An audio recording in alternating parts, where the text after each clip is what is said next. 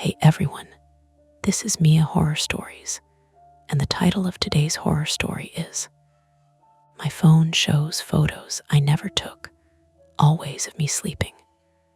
For your comfort, the screen will stay black throughout the video, so you can relax without strain and just focus on the story. Make sure you stick around until the end. Sometimes the last few moments are the ones that stay with you the longest.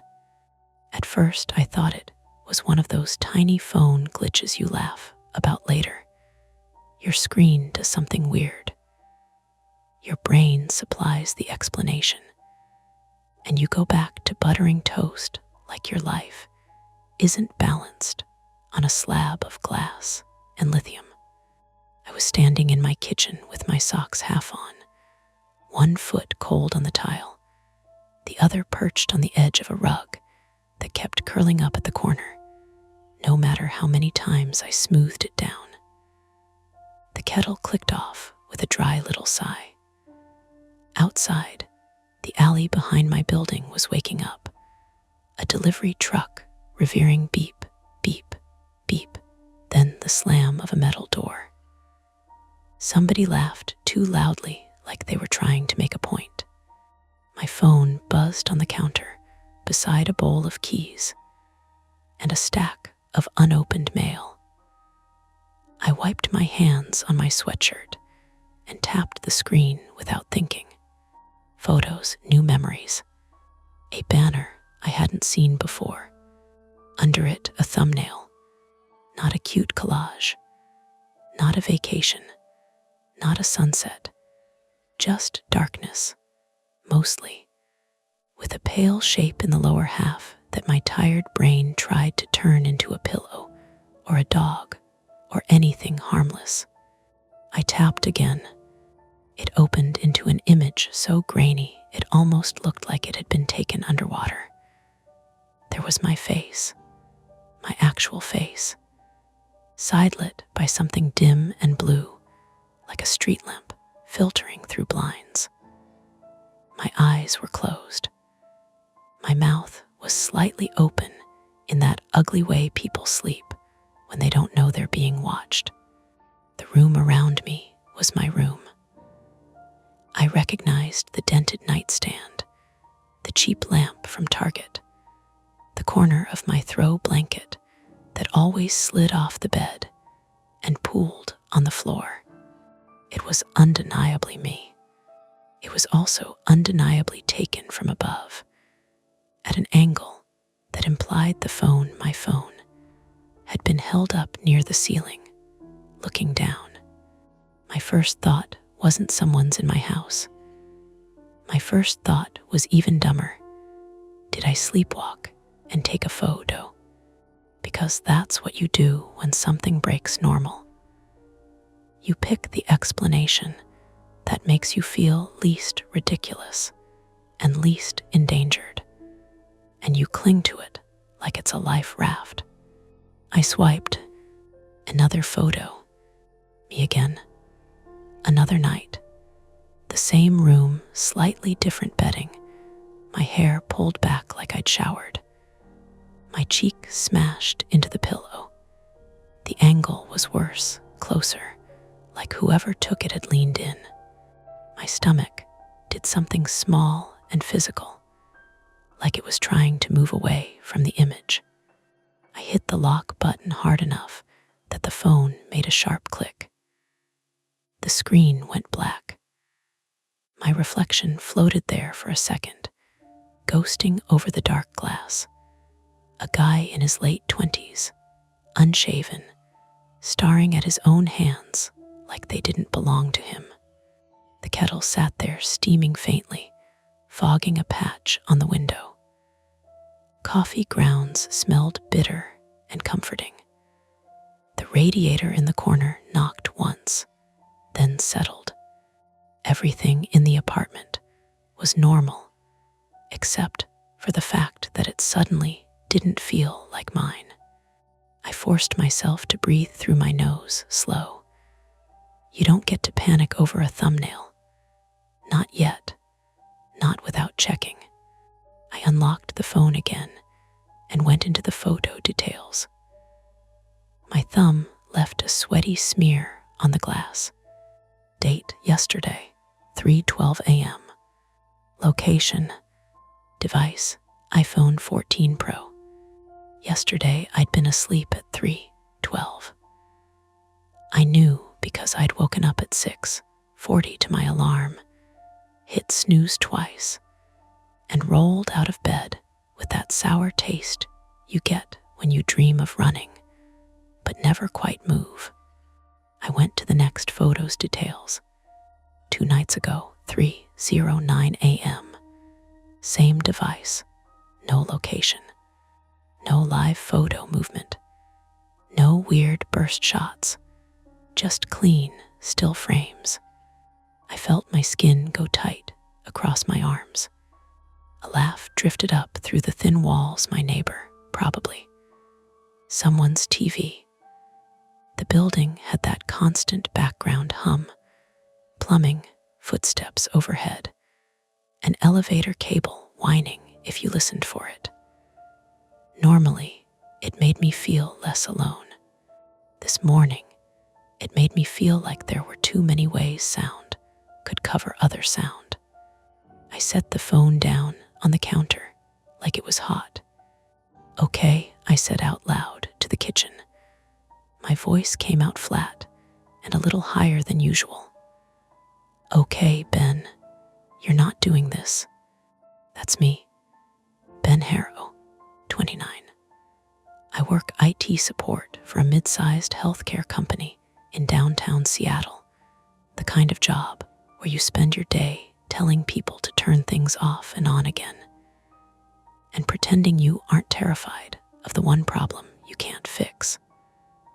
I moved into this one bedroom in Capitol Hill because it was close enough to commute, and because the rent was barely something I could justify if I didn't eat out and didn't think too hard about the future, and because after my last breakup, I couldn't stand a place with too much space. Space echoes. My private flaw, if you want to call it that, is that I don't like not knowing. Not in a quirky, I'm so organized way. In a way that makes my chest squeeze when I can't account for something. I keep lists. I check locks twice. If I misplace my wallet, my whole day gets an ugly edge to it until it's back where it belongs. I tell myself it's practical. My therapist used the word control once, and I didn't go back after that session. The phone, though. The phone is supposed to be the thing that knows, the thing that tracks and timestamps and remembers when I don't. I picked it up again and went straight to settings. My hands were steadier now, not because I was calm, but because the part of me that fixes things had grabbed the wheel. Face ID, passcode, changed it last month. 6 digits, not my birthday, not the obvious ones. I checked for any new apps, anything that looked like remote access, screen sharing, MDM profiles. Nothing. I opened my Apple ID devices list. It showed my laptop and my phone. That was it. I checked the login history. No strange locations. No midnight sign-ins from Ohio or Romania or wherever my brain wanted to put the villain. It was boring.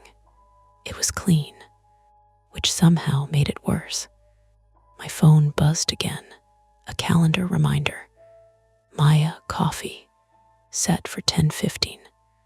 I stared at the reminder until it blurred, then hit accept like muscle memory. Maya always did that, put reminders in both our calendars when we made plans, because she was the kind of person who didn't trust her own brain to hold everything and didn't apologize for it. She and I had been friends since a contract job 2 years ago where we'd sat in adjacent cubes. and survived on vending machine pretzels and mutual sarcasm. I tapped her contact. Maya Ainsley, 31, female. Her photo was her in a yellow raincoat, hood up, squinting at the camera like she was about to say something rude and funny. I hovered over call. Then I didn't, because there's this shameful, irrational moment when you find something wrong and you don't want to hand it to someone else yet. You want to solve it privately, like that will keep it smaller. Like if you can explain it before anyone hears it, it won't become real. Also, I didn't want to be the guy who called a friend at 9 a.m. and said, "Hey, my phone has photos of me sleeping. Isn't that weird?" As if I was fishing for attention or spiraling. Maya could be kind, but she could also be brutally direct. I opened the photo again instead, zoomed in until pixels broke apart. The blue light source, my alarm clock display on the dresser. The shadowy rectangle near the top, my closet door. The edge of something near the right side, a blurry line that might have been the window frame. I could even see the faint reflection of the blinds on my cheek. There was no obvious hand in frame, no face, nothing dramatic, just the intimacy of being seen when you weren't consenting to be seen. I turned and looked down the hallway toward my bedroom. The door was half open. I hadn't shut it last night. I never did. It helped the apartment feel less like a box. Now it looked like an invitation. I walked over slowly, not because I thought someone would jump out, but because my body was giving my brain time to invent better explanations. Inside, everything looked the way it always did, rumpled sheets, my jeans draped over the chair, a paperback face down on the dresser. The air smelled like detergent and stale sleep. The window had condensation at the bottom, beads catching the gray morning. I stood there listening. The building, the street, a distant siren, the soft tick of the old ceiling fan I never used but never bothered to fix. Nothing else. I checked the window lock anyway. It was latched. I checked the front door deadbolt. Still locked. Then I did the thing I hate admitting. I went to the little black strip of tape I'd stuck to the top edge of the doorframe a few weeks ago. It was a habit I'd picked up after a rash of package thefts in the building. The tape was thin enough that it'd tear if the door was forced open when I wasn't home. It was still intact. "Okay," I said again, softer this time. Like if I kept talking, I'd stay in charge. I went back to the kitchen, phone in hand, and sat at the small table by the window. My coffee sat untouched, a dark mirror with a skin forming on top. I opened the Photos app, scrolled. There were 6 of them, all taken between 3:00 and 3:20 a.m. over the past week. All of me asleep, some slightly farther, some close enough that I could see the rough patch of skin near my jaw where I'd nicked myself shaving. I swallowed and felt it in my throat. It was the kind of pattern you only notice once it exists. 6 isn't a lot, but it's enough to be deliberate. My phone buzzed again, this time a text. "Maya, you still on for coffee? I'm at Cedar and Spokes already. Don't bail, expressionless face." I stared at the message for a long time. There were 2 impulses in me, pulling hard in opposite directions.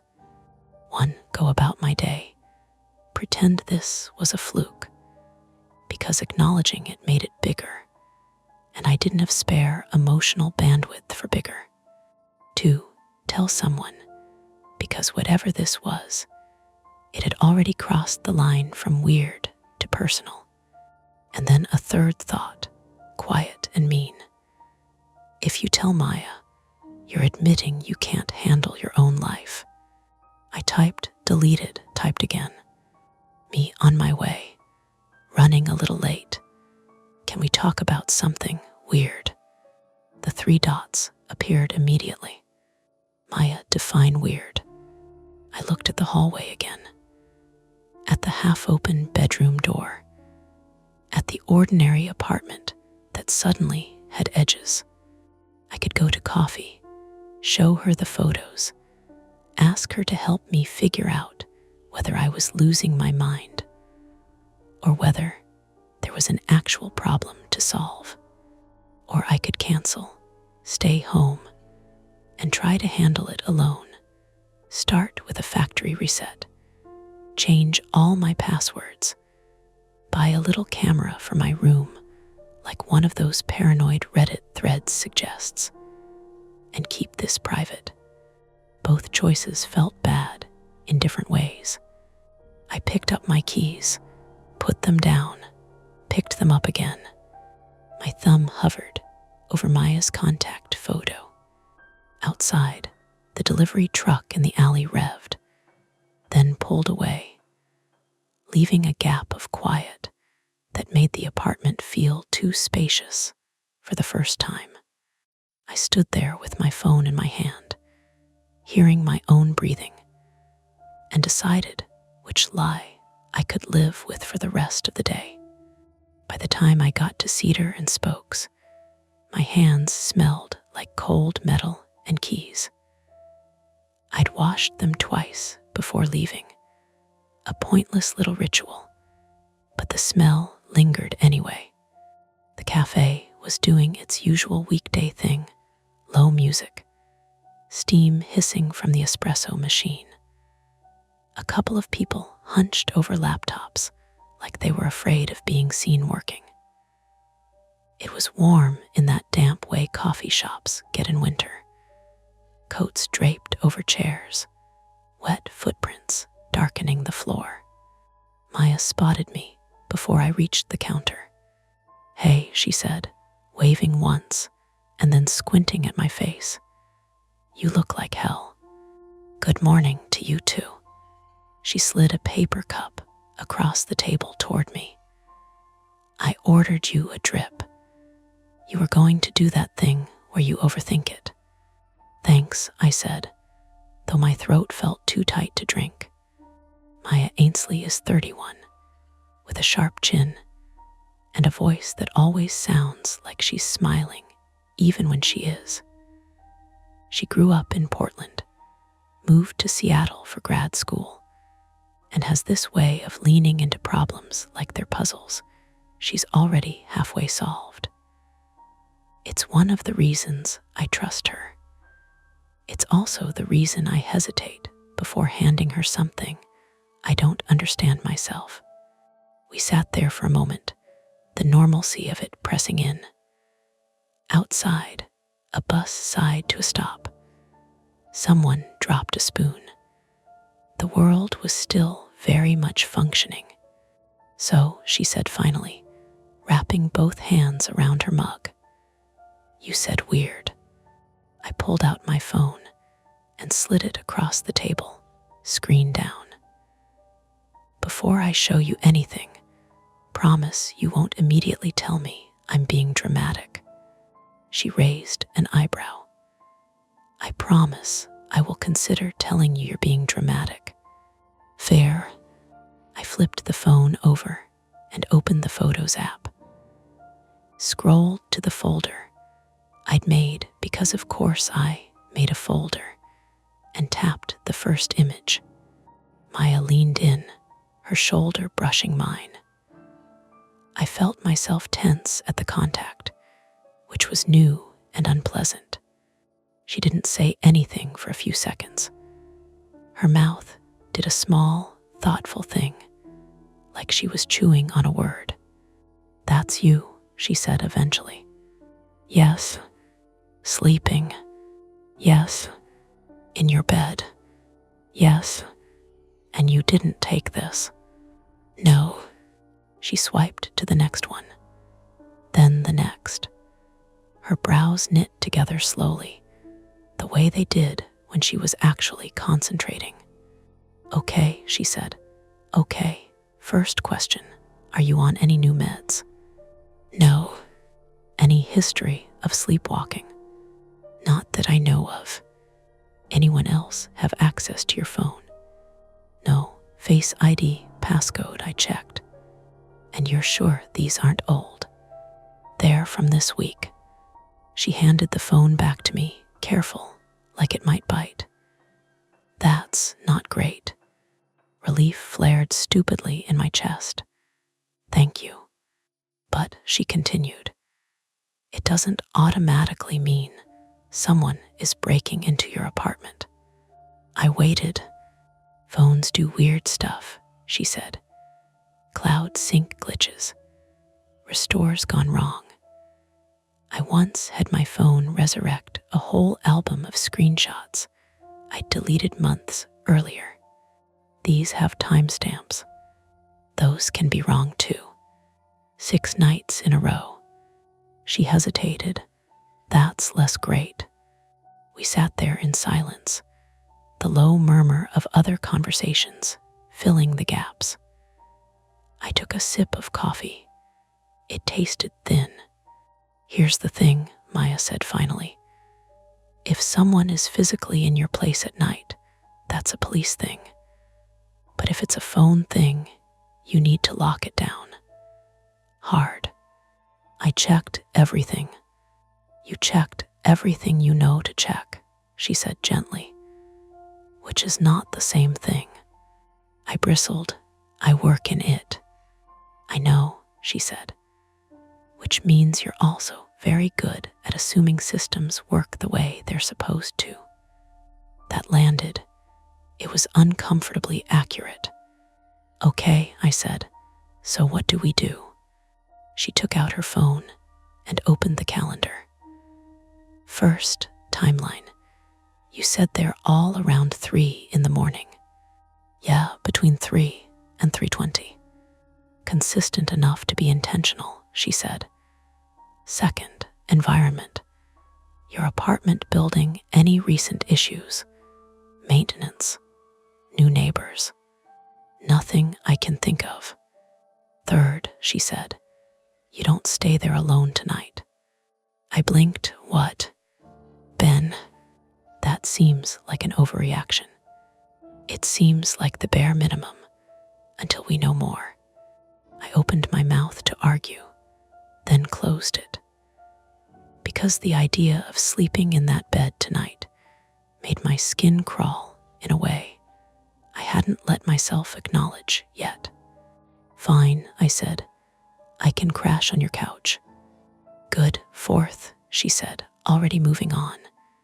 "We need more data." I reset my phone. "Not yet," she said. "If this is a security issue, resetting it destroys evidence." That made my stomach drop. "Evidence of what?" I asked. "Of how," she said, "not who yet." She stood abruptly. "Come on." "Where are we going?" "Your place." I glanced at my watch. 10:42. I had a meeting at noon. "Maya, this is time sensitive," she said.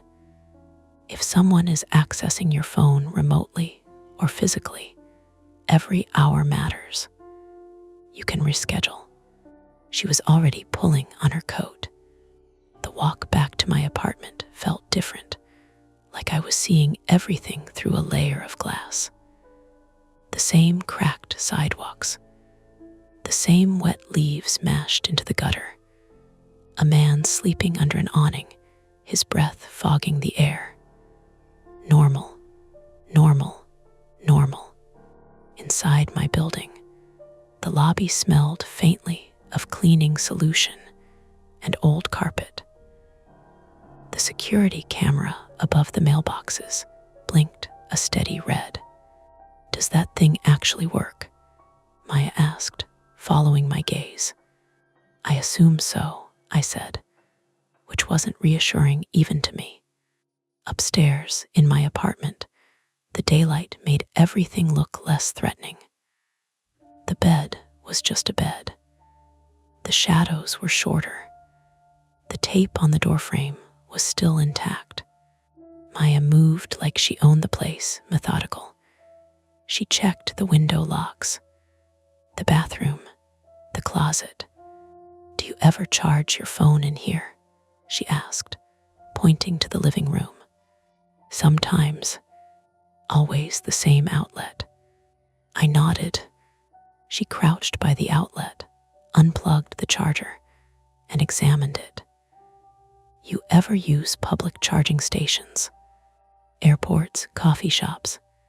She grimaced. "Not great. I use my own cable." "Still not great." She stood and pulled out a small notebook from her bag. She actually carries a notebook. It's annoying and comforting at the same time. "Okay," she said. "We need to know if this happens again tonight.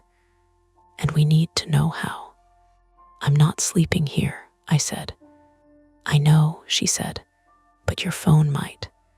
I stared at her. "Absolutely not. Ben, I'm not leaving my phone alone in my apartment like bait." "We don't leave it alone," she said. "We control the variables." She outlined it quickly, efficiently, like she'd been waiting for a problem like this. "Leave the phone plugged in exactly where it usually was. Enable a screen recorder and logging. Put the phone in airplane mode, but leave Wi-Fi on or vice versa to isolate access paths. Set up a cheap USB camera she had in her bag, because of course she did to watch the room. Not hidden, just present. Transparent. If someone's physically coming in," she said, "we'll know. If it's remote, we'll see activity. And if nothing happens, then we narrow it down." My chest felt tight. Control. I wanted control. This was the opposite of that, deliberately creating a situation I couldn't monitor in real time. "What if someone realizes we're testing them?" I asked. Maya met my eyes. "Then they make a move, which is scary, but it's also information." I hated how much that made sense. We set it up together. The camera on the bookshelf, angled toward the bedroom. The phone on the nightstand, plugged in. Maya triple-checked the settings, narrating as she went, like that would keep me anchored. When we were done, the apartment felt staged, like a set. "Okay," she said, zipping up her bag. "We go to my place. We check the feed periodically. If anything happens, we call the police. And if something happens before we check," she shrugged just a little, "then we deal with it." As we were leaving, my phone buzzed in my hand, my other phone, the old one I kept as a backup. A notification from my carrier. "Unusual activity detected on your account. Please verify recent changes." My heart kicked hard against my ribs. "Maya," I said, holding it up. "That wasn't there before." She went very still. "Okay," she said slowly. "That just escalated." The red light on the lobby camera blinked as we walked past it. Steady and indifferent. We didn't even make it to Maya's place before the first attempt fell apart. Her apartment is a third-floor walk-up near Volunteer Park, the kind of building with narrow stairs that creak differently depending on who's climbing them. By the time we got inside, my legs felt rubbery. like I'd been walking downhill for hours. Maya kicked off her boots and went straight to her router, crouching to check the lights. "Sit," she said, pointing to the couch without looking at me. I did. The cushions smelled faintly like her laundry detergent lavender and something toasted. The windows rattled when a bus passed on the street below. Maya opened her laptop and logged into my carrier account using the backup phone as a second factor. Her fingers moved fast. Mine hovered uselessly in my lap. "Okay," she said. "There was a SIM swap request logged this morning." My mouth went dry. "What does that mean?" "It means someone tried to move your number to a different SIM. If they'd succeeded, they could intercept your texts, reset passwords. But it didn't go through." "No," she said. "It was flagged and blocked, but it's not nothing. Attempt 1, call the carrier, lock everything down." We sat on hold together. The tinny instrumental looping like it was designed to sand down your nerves. When we finally got a human, Maya took the lead, voice crisp and calm. They verified my identity, added a PIN, noted the attempt, promised to monitor for suspicious activity. "Is there any way to see where the request came from?" Maya asked. "I'm sorry," the rep said. "We don't have that information." After we hung up, Maya leaned back in her chair and rubbed her eyes. "Okay, so someone knows enough about you to try a SIM swap. That narrows it." "To who?" "Anyone with access to your email, or enough personal info to bluff." Attempt 1 gave us a fence, not a solution.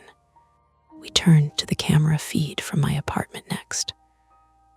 Maya had set it to upload to a private cloud folder. The thumbnail showed my bedroom in dull daylight, the bed unmade, the phone on the nightstand like a prop.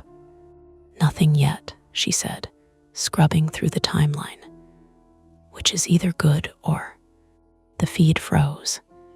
My heart jumped. What was that? She frowned, probably Wi-Fi. The image pixelated, then snapped back. For a split second, the shadows looked wrong, stretched toward the camera like fingers. "There," I said. "Did you see?" She paused it, zoomed. The shadow resolved into the hanging edge of my coat, stirred by the heater kicking on. "See," she said, "your building's ancient." Misdirection, explained. My pulse took longer to come down than my brain. By mid-afternoon, exhaustion had set in. The adrenaline burns hot, then leaves you hollow. Maya made us grilled cheese. I burned my tongue and didn't care. Attempt 2, change everything. Emails, Apple ID, bank passwords. We did it methodically, checking devices, logging out sessions. My eyes ached from staring at screens. My jaw hurt from clenching. "Okay," Maya said finally. "We've closed most of the obvious doors." "Most," I echoed. She hesitated. "There's one more thing." I waited. "Your laptop," she said. "You said it stays at work sometimes." "Yeah, locked drawer." "Anyone else have access?" "No." She nodded, but her mouth was tight. "We should still check it." We drove downtown as dusk settled, the city sliding into that blue-gray phase where reflections double everything. My office building loomed, all glass and concrete. Security let us up after I badge swiped, the fluorescent lights humming like insects. At my desk, I woke my laptop. It took longer than usual, the fan whining. Maya leaned over my shoulder. Check your login history. I did. My stomach dropped. There was a login from 2 nights ago. 3:14 a.m. from this machine. That's impossible, I said. It was here. Are you sure? She asked softly. Yes. She didn't argue. She just started pulling logs, scanning for remote access software. Attempt 2 revealed something worse. My own device in a locked office, showing activity when it shouldn't. Could it be a backup restore glitch? I asked, desperate. Maybe, she said, but the timing. Her phone buzzed. She glanced at it, then at me. Ben. What? The camera feed. She turned the laptop toward me.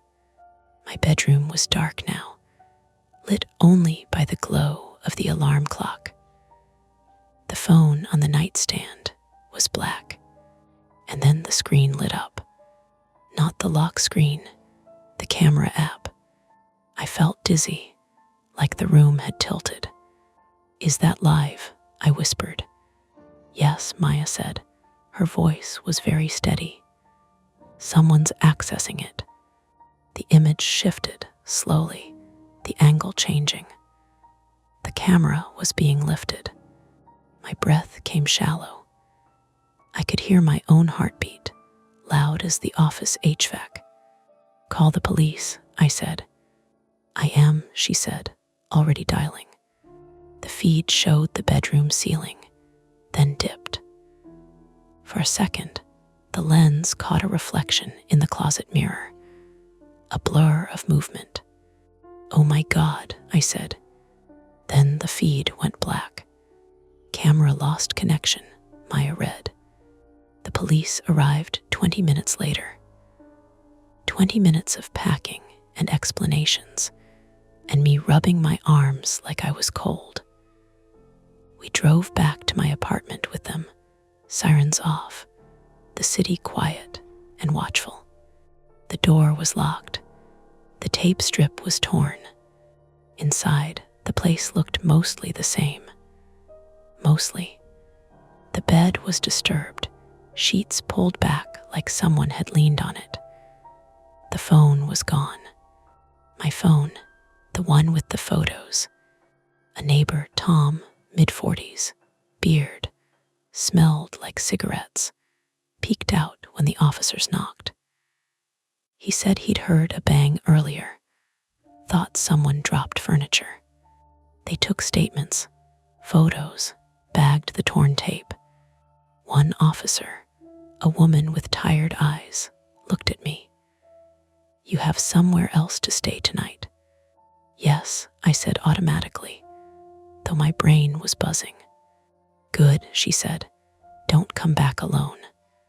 After they left, Maya and I stood in the wrecked quiet of my apartment. The heater clicked. Somewhere, water ran. They took it, I said. Why not take anything else? Maya swallowed. Because it's not about your stuff. Back at her place, I collapsed on the couch. Sleep skittered around the edges, but wouldn't land. My backup phone buzzed near midnight. A new email from my own address. Subject line, you forgot one. Attached a photo. Me asleep on Maya's couch. Taken just minutes ago. My breath hitched. Maya, I said, my voice thin. She leaned over, saw the screen, and went very still. That's not possible, she said. We both looked around the apartment, the door, the windows, the quiet rooms. The trap tightened. Wherever this had started, it wasn't contained to my apartment anymore, and there was no way to pretend it was a glitch now. The email timestamp said 11:58 p.m. Maya's apartment was quiet in the way that only happens after you've been awake too long. No street noise, no pipes, just the refrigerator's low motor and the faint tick of the wall clock over the sink. I sat upright on the couch, my back aching, my eyes burning like I'd rubbed soap into them. The photo filled the backup phone screen. It was unmistakably me. On Maya's couch, the throw pillow with the frayed seam under my cheek. The angle was slightly above and to the right, like the camera had been mounted near the ceiling. Maya didn't speak for a full 10 seconds. She scanned the room slowly, her gaze moving with intent, not panic. When she finally talked, it was measured. "Okay," she said. "We assume physical presence until proven otherwise." My pulse thudded in my ears. "You think someone's here?" "I think someone was," she said. "And I think they didn't need to stay long." She walked to the front door and checked the lock. Still deadbolted. She pressed her palm flat against it, feeling for vibration, listening. "Nothing." "Lights," she said. We turned them all on. Kitchen, hallway, bedroom, bathroom. The apartment shrank under the glare, corners losing their softness. Every object took on a sharper outline, books aligned on the shelf, shoes by the door, a stack of mail on the counter. "Okay," she said again. "Ben, sit, don't move." I hated how relieved I felt obeying. She started at the living room, eyes tracking the ceiling line. She reached up and tugged lightly on the smoke detector. It didn't budge. "Is this new?" she asked. "No," I said. "At least I don't know. It was here when you moved in, right?" She nodded, then frowned. "There should be two, one near the bedroom." We moved together slow. In the hallway, above the thermostat, was another white disc. Maya stood on a chair, twisted it. It came down too easily. Behind it, a small black lens stared back at us. For a beat, neither of us breathed. Then Maya swore, sharp, furious, and almost dropped it. She steadied herself, hands shaking now despite her control. "It's a camera," she said, "battery-powered, Wi-Fi." My vision tunneled. "How long?" "Doesn't matter," she said. "It matters that it's here." I stood too fast, dizziness washing over me. The room tilted, then righted. My heart felt like it was trying to climb out through my throat. "This explains the angle," I said stupidly. "The couch." "Yes," she said, "and your bedroom, the height." "Who?" The front door handle moved. Just a fraction, a testing jiggle. Maya's eyes snapped to mine. She held up a finger. The handle went still. Then, slowly, it turned. The door opened an inch. "Hey," a voice said, male, casual. "Maya, you okay?" I heard a noise. "Tom." My neighbor's beard flashed in my mind. Cigarettes. The way he'd lingered in the hallway sometimes, chatty when I was distracted. Maya stepped forward, positioning herself between me and the door. "We're fine," she said. Her voice was even. "What do you need?" Tom pushed the door open wider. He smiled when he saw us both, but it didn't reach his eyes. "Just checking," he said. "Building been weird tonight."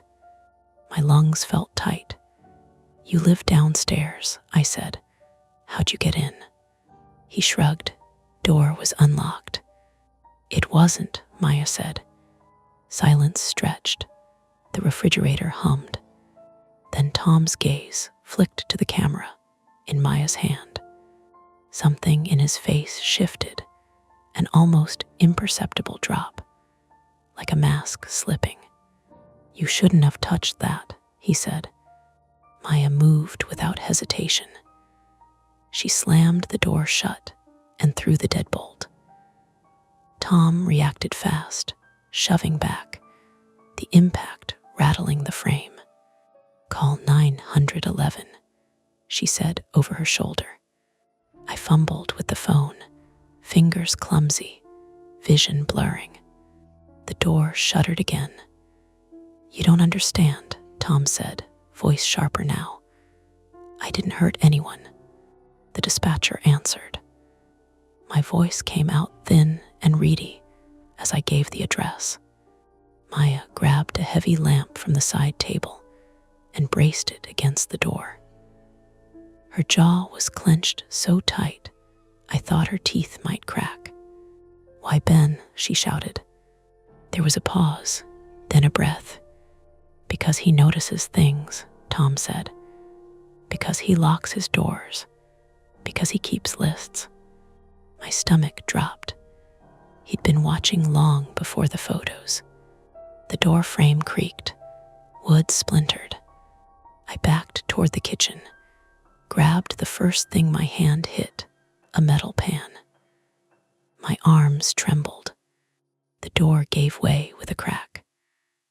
Tom stumbled through, off balance, surprise flashing across his face when he saw the pan swing.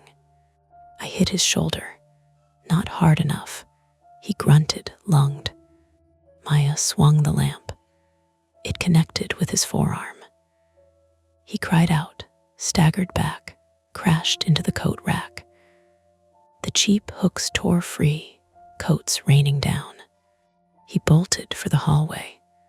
"Don't chase," Maya said, breathless. Sirens wailed in the distance, far, but coming. Tom hesitated at the door, turned. For a second, I saw something like regret flicker there. Then he ran. The apartment was wrecked. The doorframe splintered. The smoke detector lay in pieces on the floor, its tiny camera dark. We stood there, shaking, listening to our own breathing, until the sirens grew loud enough to swallow everything else. The police came fast this time. Statements again.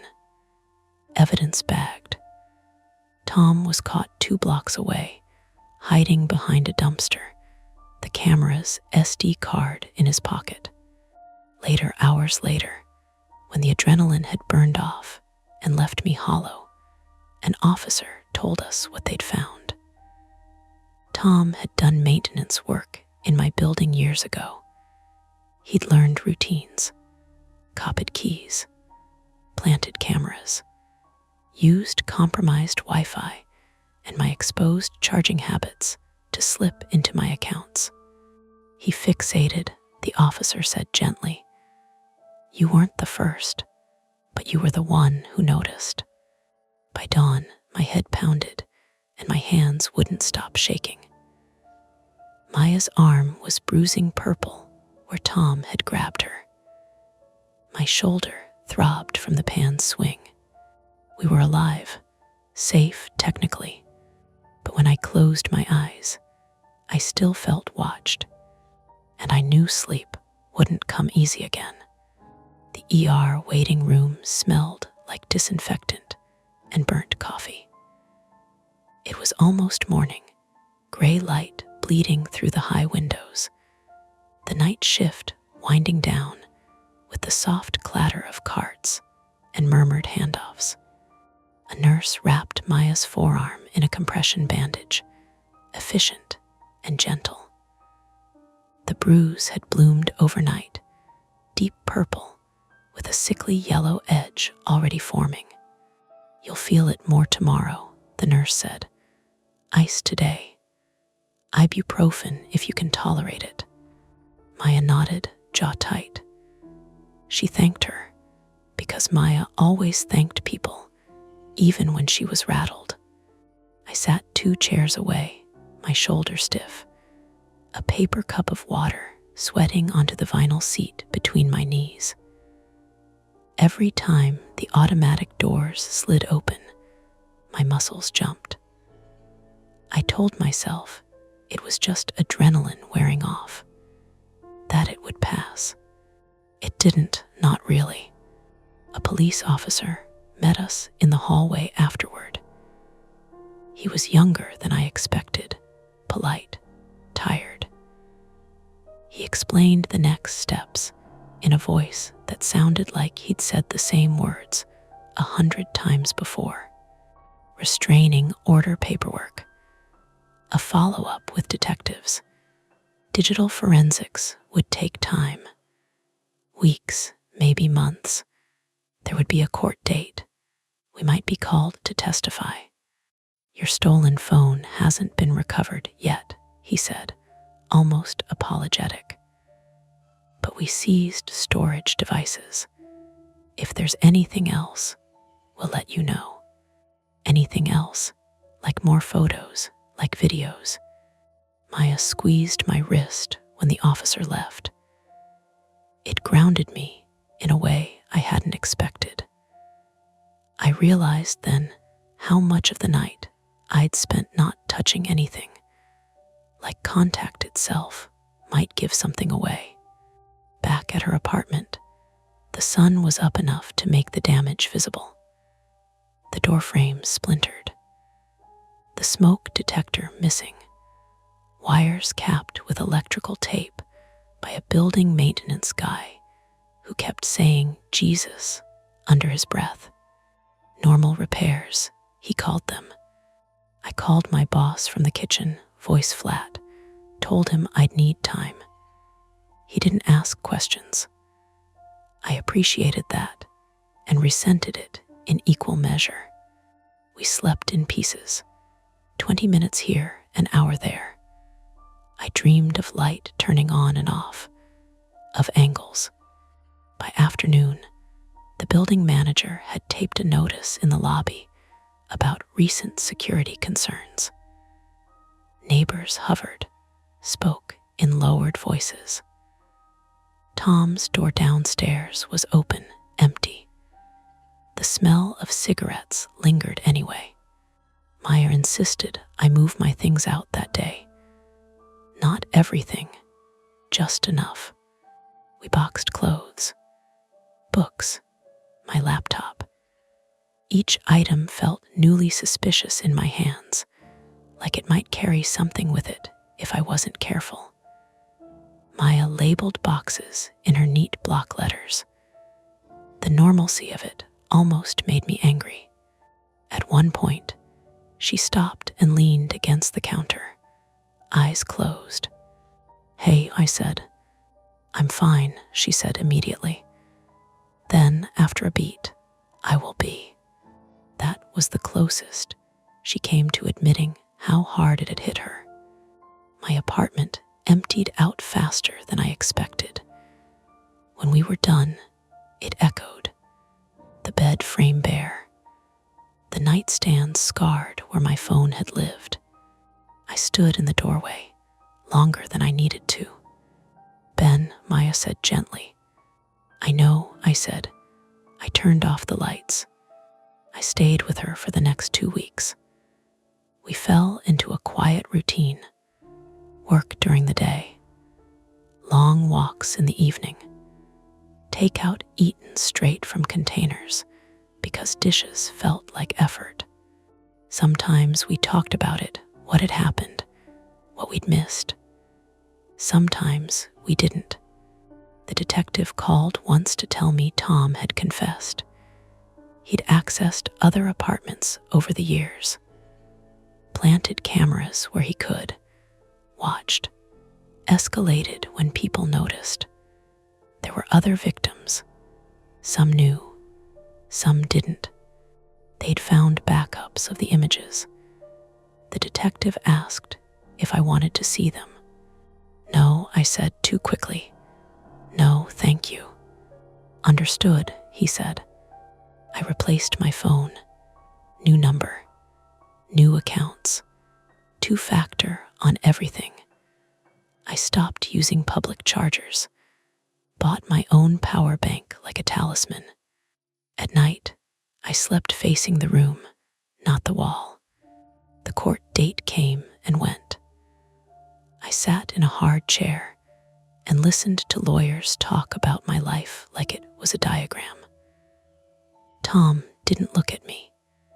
He looked smaller than I remembered, like the air had gone out of him. When it was over, Maya and I got coffee. Different place this time, quieter.